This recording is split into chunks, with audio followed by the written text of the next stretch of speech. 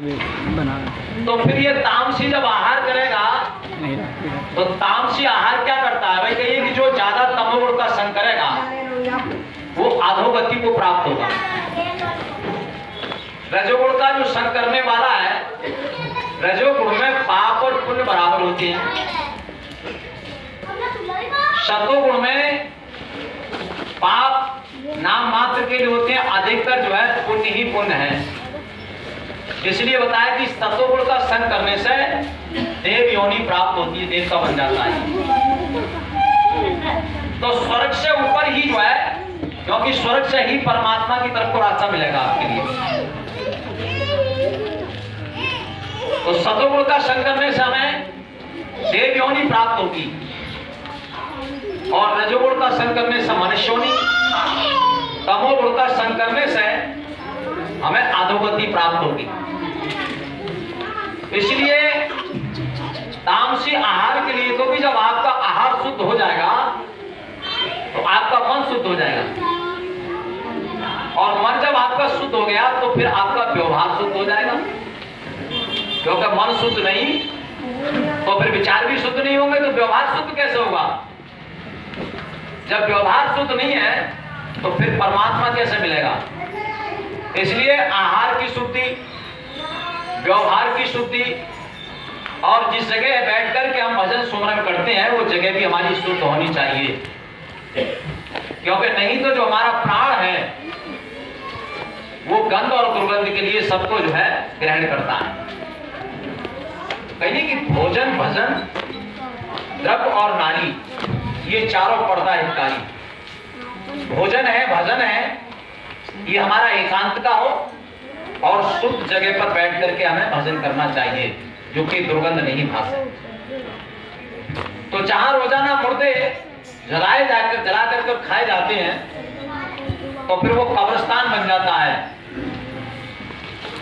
वहां पर जो है, वैसे तो शमशान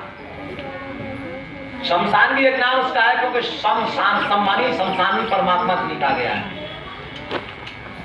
जहां पर वो परमात्मा शमशान है, बिल्कुल सम है। जैसे एक समतल भूमि होती है, मरुस्थल भूमि, जैसे गंगा पे आप जाते हैं तो गंगा पे जाकर के आपको शांति क्यों मिल जाती है? कि वो मरुस्थल है, शांत है वहां पर। इसी तरह से परमात्मा, आप जब आप शमशान में जाओगे मुर्दे को लेकर के, तो आपके अंदर वैराग होगा, परमात्मा की आपको याद आएगी। मगर कुछ लोग तो अपने मुर्दा को भी फूंकने जाते हैं तो अभी वहां दारू पी करके जाएंगे, नशा करके। उन्हें ये पता नहीं है कि हमें यहाँ पर ये चीज करनी चाहिए न करनी चाहिए। मंदिर में जा रहे हैं तब, या किसी तीर्थ में जा रहे हैं तब भी वहां भी शराब चल रही है। तो फिर बताइए, जब वहां पर ऐसे आहार व्यवहार होने लगे तो फिर वो तीर्थ कहाँ रह गया? वो तीर्थ भी जो है वो भी फिर गंगा हो गया। तो जो तीर्थों में बताया कि तीर्थों में मुर्दे के साथ में मंदिर में दारू पी करके जाता है या चोरी करता है, उसके लिए बताया फिर वो कसाई का बकरा बनता है। जैसे वो किसी जगह पर रहम नहीं करता, बख्शता नहीं है, ऐसे ही फिर परमात्मा भी उसको बख्शता नहीं, कसाई की तरह काटा है उसके लिए। तो हमें ध्यान रखना चाहिए। और बताया है,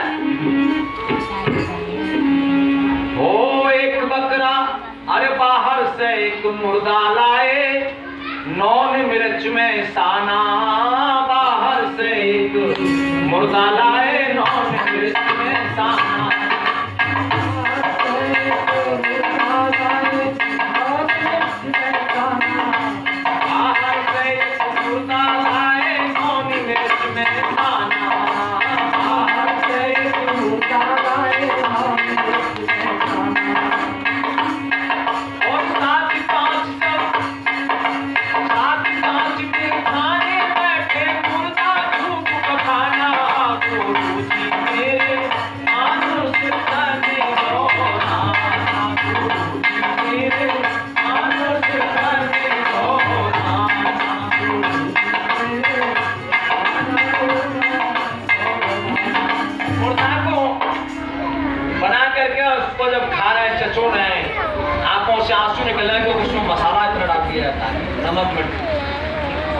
टपके रहे हो, कह रहे हो बहुत बढ़िया बना है, चचोड़ते जा रहे हो हड्डियों के लिए, बहुत अच्छा बना। अरे बनाया मैंने, बिगाड़ा बने हुए को। भाई बना हुआ तो उसको जो बना है तो उसके लिए जीवन दे दे। अगर जीवन दे दिया तो तेने बना दिया, और उसके जीवन को ले लिया तो तेने बनाया था, उसको बिगाड़ दिया बने हुए को। बनाया तो परमात्मा ने था, क्योंकि उसको जीवन दिया था, और तू बने बनाए को बिगाड़ दिया, उसकी जान ले लिया। तो ये बिगाड़ने में, परमात्मा की सृष्टि को बिगाड़ने में लगा है। ऐसे ऐसे असाध्य रोग बनेंगे जिनका कहीं फिर इलाज भी नहीं होगा, क्योंकि पशु पक्षियों के जो मांस को खाता है उसके लिए ऐसे रोग बन जाते हैं, फिर डॉक्टर के पास भी कोई इलाज नहीं है उसका। इसलिए हमें उन चीज का ध्यान रखना चाहिए किसी, क्योंकि सभी के अंदर परमात्मा है, सभी ने परमात्मा के, सब में परमात्मा ने सबके अंदर जान डाली है, तो किसी की जान को ना लें हम। और बता रहे हैं आगे,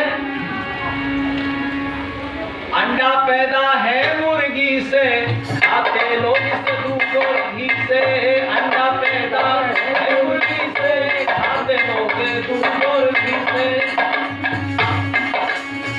अंडा पैदा है मुर्गी से, खाते लोग इसे दूध और घी से।